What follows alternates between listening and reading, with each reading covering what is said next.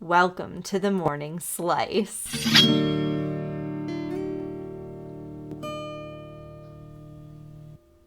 This is your daily inspiration to think outside the box and create the world you want. Today, my goal is simple. I'd love to introduce myself and this brand new podcast, The Morning Slice, presented by S.L.I.C.E Inspiration and Consulting. I'm Brianna McInerny. I am the owner and founder of S.L.I.C.E Inspiration and Consulting, and I am also the host of this podcast, and I'm so thrilled to have you here. Thank you so much for spending your time with me. I know that it's incredibly valuable, and one of the main goals of this podcast will be helping you to create more time for yourself, because I know exactly how valuable it is, and I want you to have more of it to enjoy. Heavy emphasis on the enjoy.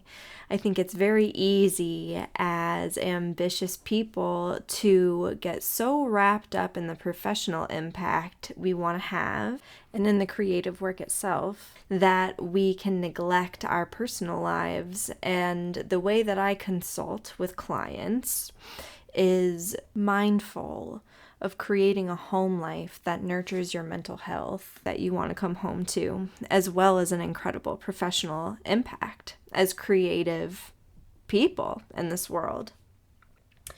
So again, I just so appreciate you being here and listening. It's taken the support and encouragement of so many people to bring this podcast to fruition. I think it's been a long time coming, and hey, it feels good. I'm so happy to be here, and I hope you'll stick around with me.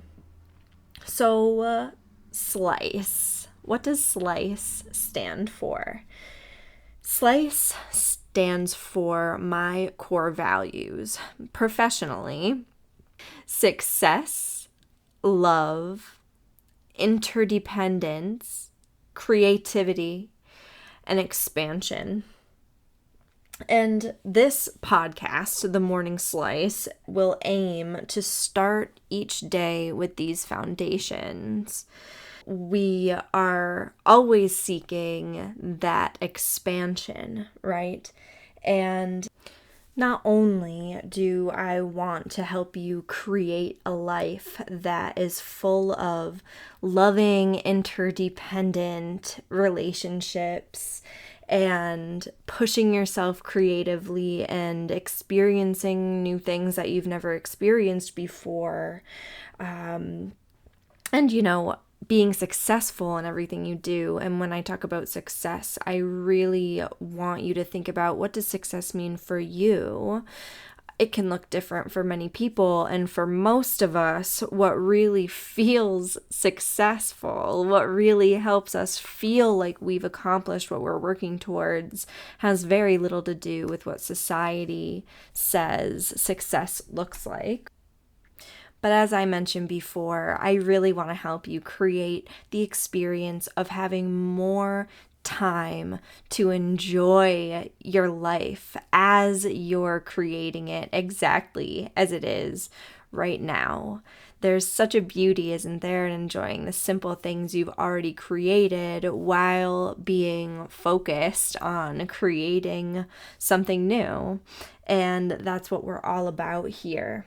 When I talk about S.L.I.C.E, inspiration and consulting, in terms of we, that includes me, Brianna McInerny. I'm the founder of S.L.I.C.E Inspiration and Consulting, and its sole employee at this point. So when you interact with S.L.I.C.E, you're going to get me on the other end for now. Might not always be that way. But I'm also referring to S.L.I.C.E as an energetic entity all its own, in the sense of the vision that I have for the business and the energy and feedback and guidance and desires that I pick up in that way from the business. So I'm sure we're going to explore landscapes like that interacting with your business as an energetic entity at some point on this podcast. So now that we're on the same page about that, I suppose I should tell you a little bit more about myself. Who am I? As I mentioned before, I am the founder of S.L.I.C.E Inspiration and Consulting, and I'm the host of this podcast. But I figured before we really dive into the good stuff that you might be interested to know what I'm bringing to the table. What led me to be here speaking with you. So sit back, hold on tight. It's quite a story. I'll do my best to keep it brief. As a kid, I originally wanted to be a lawyer. Then I decided that I didn't want to represent guilty people. So I pursued an education and career in psychology. And I love this joke. Then I realized that we're all guilty people. But I told that to my partner the other day, and he actually got upset with me. He said, "That's not a joke. That's just depressing. What do you think? Is it a good joke?" At my core, I've always been very motivated by my desire to help others, and I've always been drawn to personal growth as a tool for making me better and more effective at helping others. Then, when I was 15, my first love committed suicide. That intensified my desire to help other people, and it kind of perked me up to the realities of what mental health challenges could be and what the outcome of unaddressed mental health challenges could be in a person's life and how that can impact the lives around them. But it also, as a kid, I just did not have the tools that I needed to appropriately handle that sort of a loss. So it sent me into many years of not doing everything I could to not feel the pain I was feeling. So like drinking.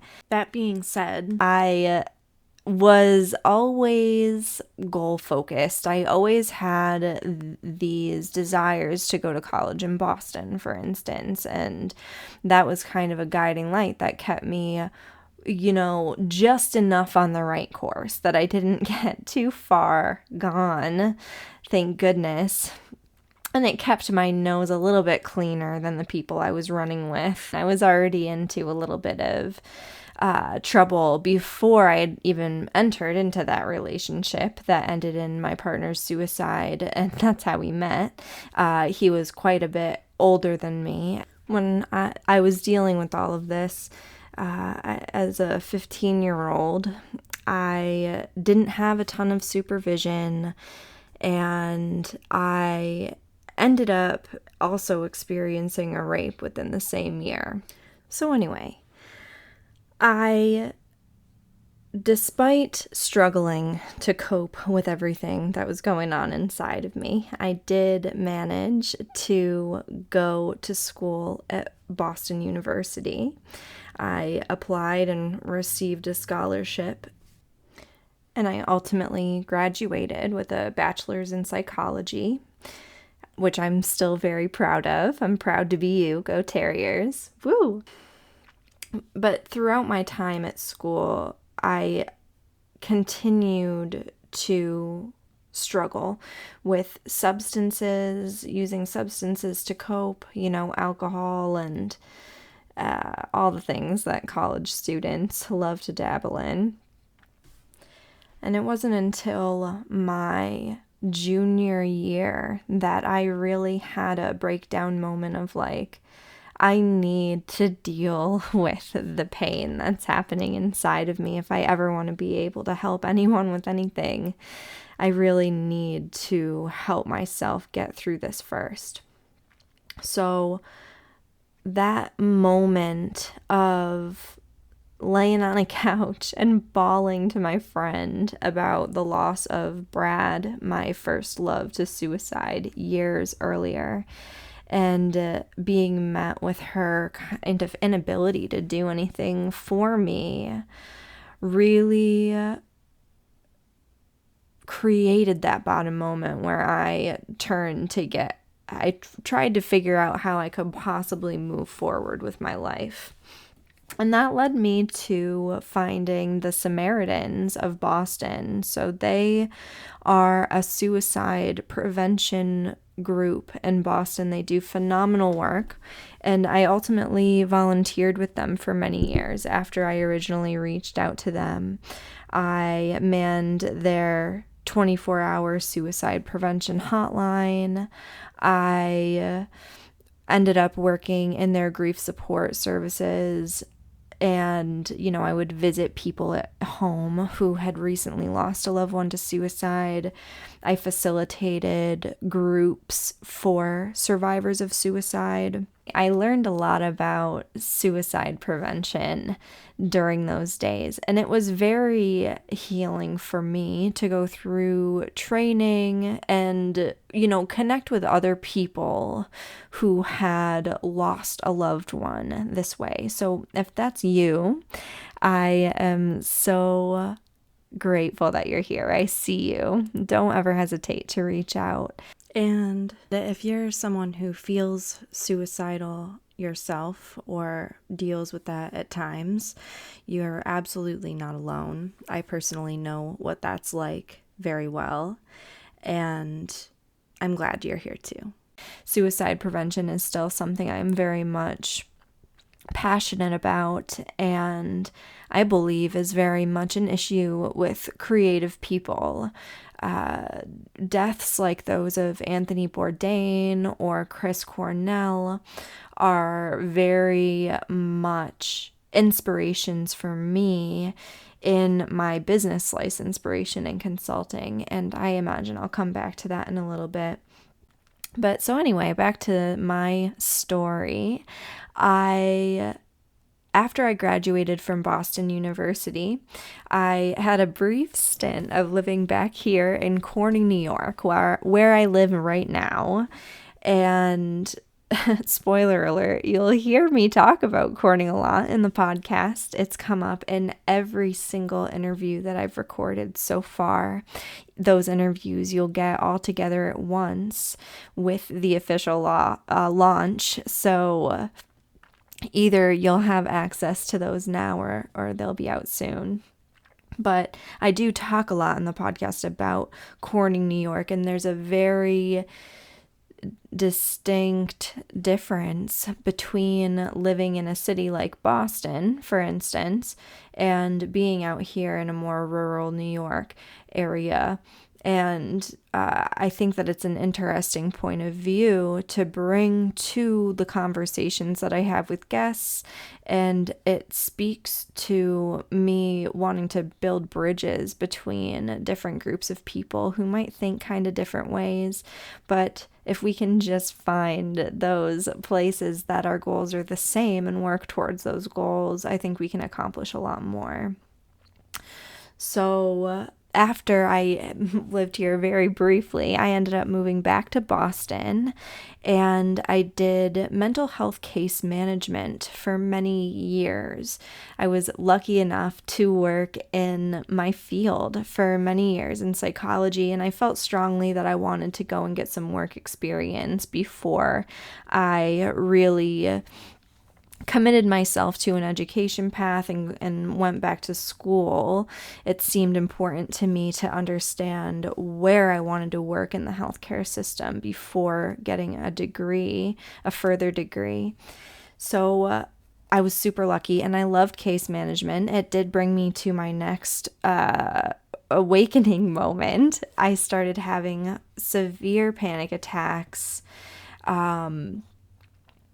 I took on so much responsibility for my clients right at the beginning, and I really had to get present with myself about the things that I needed to deal with and how to address my own anxiety again so that I could better help my clients. And my clients were people who experienced significant mental health issues, significant trauma, significant substance abuse. So my clients ranged anywhere from having, depression and anxiety to having full-blown PTSD to having schizophrenia and everything in between. And my job was really to help those people be successful. And as a healthcare case manager, more and more what that meant, help them be successful, was to connect to their medical treatment team, which was absolutely a core part of the job, was to connect people to their providers and also to nurture those relationships. And I really took it upon myself to coordinate care with those providers. So I loved having the big team meetings. I would, get everyone who was working with my clients, especially the really difficult clients, in a room together so that they could get on the same page about how to treat these complicated cases. I really loved any opportunity to do that care coordination piece, and I took it on. And there were a couple other things that were unique about me as a case manager. First of all, I very much encouraged my clients to take responsibility for themselves in a big way. For instance, my boss would always notice that if I went away on vacation, it was noticeable how my clients never really had issues. I mean, of course, I had a couple people a couple of times. Anyone who is a case manager or has ever done case management especially for a mental health population, knows that it can be a wild ride. That being said, my clients tended to respond to my encouragement to do everything that they absolutely could for themselves. And I loved that. And I also really love noticing that my clients tended to, some of them, not all of them, but some of them, we were able to achieve things that were not even on the radar when we started working together. Like, for instance, a couple people pop right into mind that when I first started working with them, I was told, oh, these people will be on Social Security disability for the rest of their life. They won't work. Those aren't the type of goals that you're working towards. It's really just, help them connect with the right care team. And I always went into these situations open-minded and believing in the potential of the person who was sitting in front of me. And in a couple of cases, really miraculous results were able to happen. Both of those individuals that I just mentioned, who originally I was told they'll never work again, both wound up with paying jobs by the time I was done working with them. And that's, super short story, but I just craved working with clients in more empowering ways. And I have this deep belief in what people can accomplish. And I really want to help the people I come across to accomplish everything that they possibly can. So that's who I am. And while I was in the healthcare industry, I started wondering if there were different ways that I might be able to impact clients. I spent a little time working with an insurance company, doing telephonic case management with them. And it was a much better paying job than just doing mental health nonprofit case management. But I just, over time, I was feeling like I was whacking my head up against the wall of the systems that my clients were interacting with, that I was interacting with. Our healthcare systems, our public assistance systems. It just felt too hard to get people the support that they needed. And in my efforts to address that anxiety, as I mentioned before, I had to nip that in the bud pretty quickly when I started working as a case manager.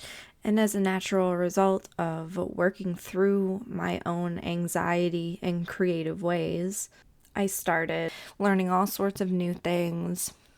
I spent time working as a fitness instructor towards the end of my case management career. To address my anxiety, I spent years seeing a therapist. I was doing a lot of different types of energy healing and a lot of personal development outside of work, along with the professional development inside of work, which was all classes on serving my clients better, a lot of clinical skills. I was learning in rooms with a lot of therapists in those days. And I loved that part of the job, by the way. I loved being able to go and learn new things and have that be something that my employer was supporting. I'm a lifelong learner for sure. But eventually I started working as a personal trainer as a second job, and I was learning all about nutrition, and everything just kind of came to a head. I really saw these ways that I wanted to be able to help my clients. I wanted to work with clients who were a little bit more resourced, which is funny because it's, changed. The ways that I view that have changed a little bit over time. But anyway, I sensed that there was more for me and more that I was meant to do, that I was feeling really stifled and unable to do inside of the healthcare industry. And I decided that I was going to leave the healthcare industry and start my own business as an entrepreneur. And I, invested in some coaching.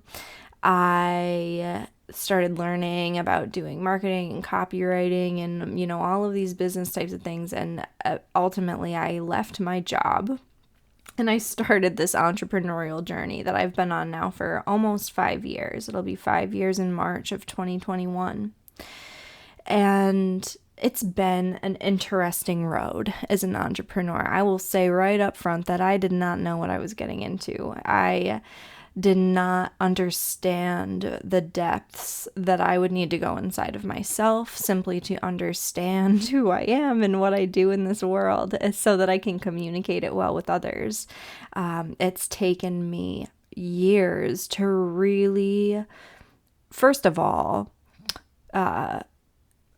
get myself into the right mindset and energetic space to feel successful, to pursue success as an entrepreneur. You really have to embrace risk and kind of living on the edge and living in the unknown.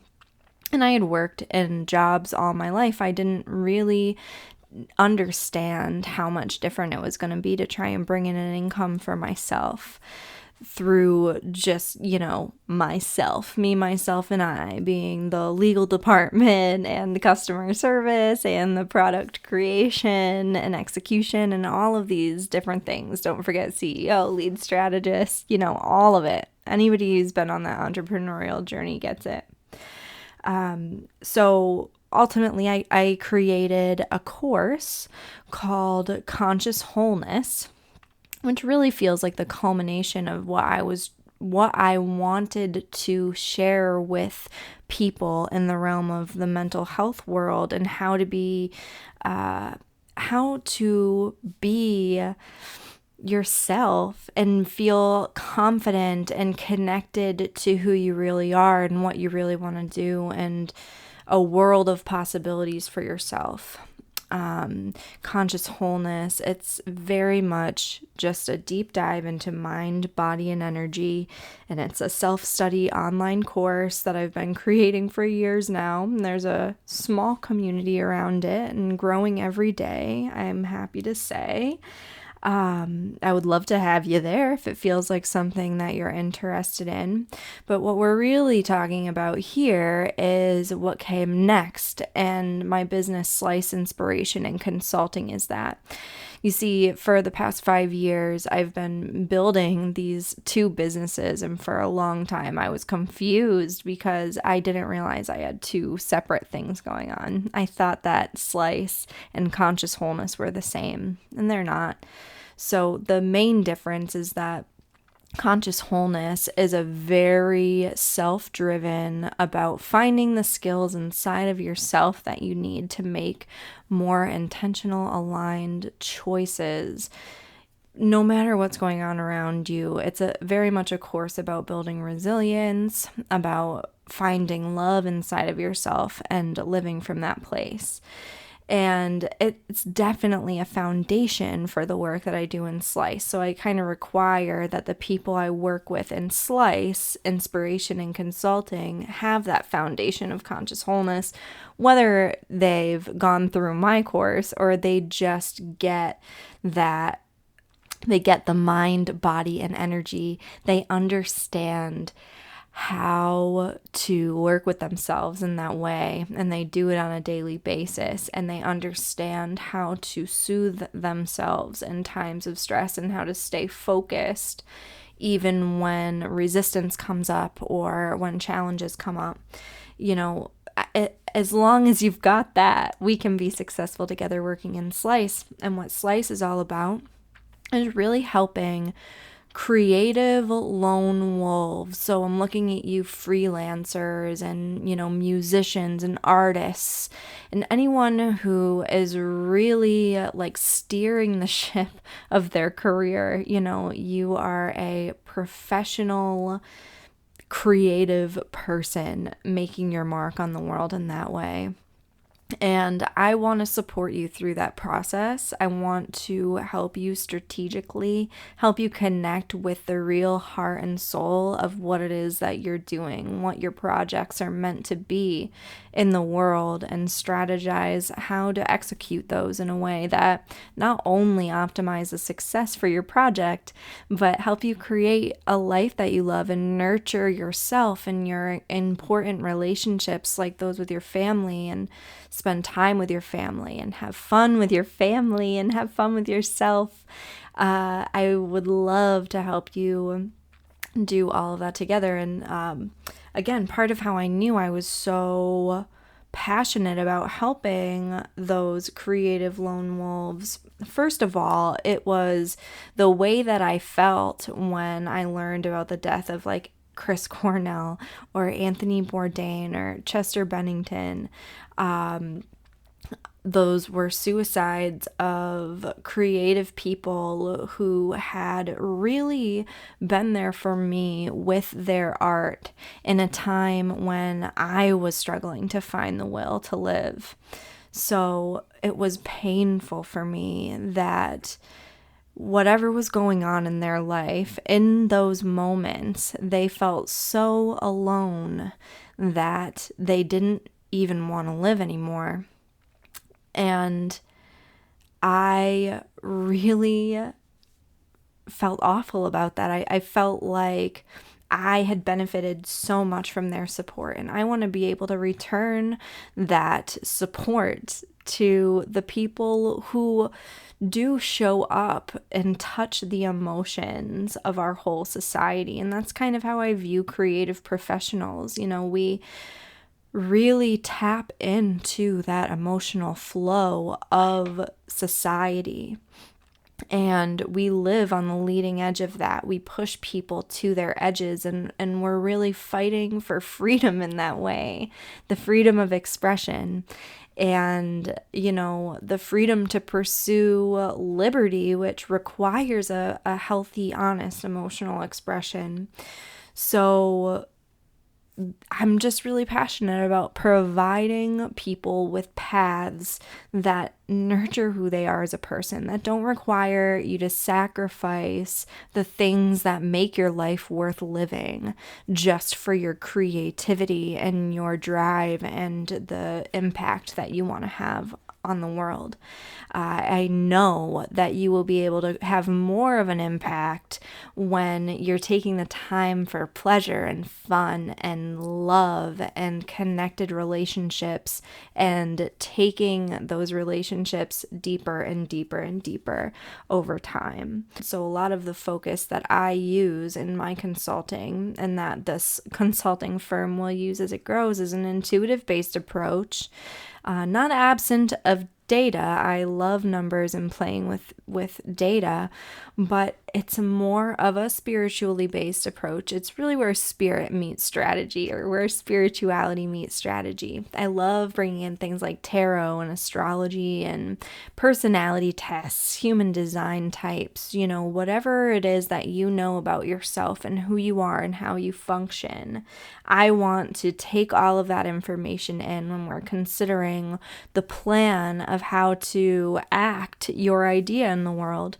And I want to take those things into consideration when we create a plan around like who needs to get involved with your project and when. How will we know that those people are a good fit? What are we looking for? What does the timeline look like? What do we want it to look like? How will we know that we are accomplishing the goals that we're setting out to accomplish? All types of things like that. I want to support you all along the way. So let me know what questions you have. I so appreciate you being here. The goals for S.L.I.C.E and this podcast. So S.L.I.C.E is a consulting firm. I really would love to build it as ultimately being more than just me. It is just me right now, but I would love to be a home for more intuitive consultants to connect with creative individuals who have a tendency to do things on their own and are, building teams. The podcast, my goal is really to give you an opportunity to get to know me a little bit better and who I am, what I'm all about, who S.L.I.C.E is, and what S.L.I.C.E inspiration and consulting is all about. And of course, as I mentioned before, I want to help you start your days with success, love, inspiration, interdependence, creativity, and expansion. And I also want to help you create the experience of more time for yourself, more enjoyment in your life, and really a sense of like going deeper in the life you have already created for yourself as you create more. That's what we're all about around here, and I do hope you'll stick around. Again, I appreciate you so much for being here. I'm really excited for the content we have coming up. And if you want to connect with me at any time, I am so open to hearing your suggestions for episodes, who you would love to see me interview. I don't even think I've mentioned this before. So the interviews that I have lined up for you guys, really, I am looking to highlight people who are doing new and expansive things in their field. So you'll see me interviewing anyone from a recruiter, so my first interview is with Kenyon Hicks, and Kenyon is somebody that I went to high school with who also started his own recruiting firm called Broadwing. And I love the way that he's approaching his business in the recruiting industry. And another one of my first interviews is Momoko Schaefer, who is a glass blower, who's on Blown Away, a Netflix show all about glass blowing.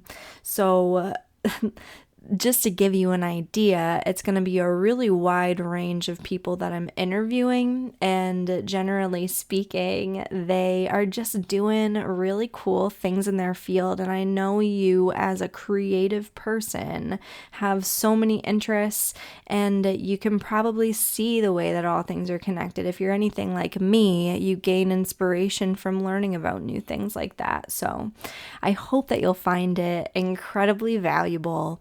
And I know I've said it a million times already, but get used to it because I will say it a million more. I appreciate you so much for being here.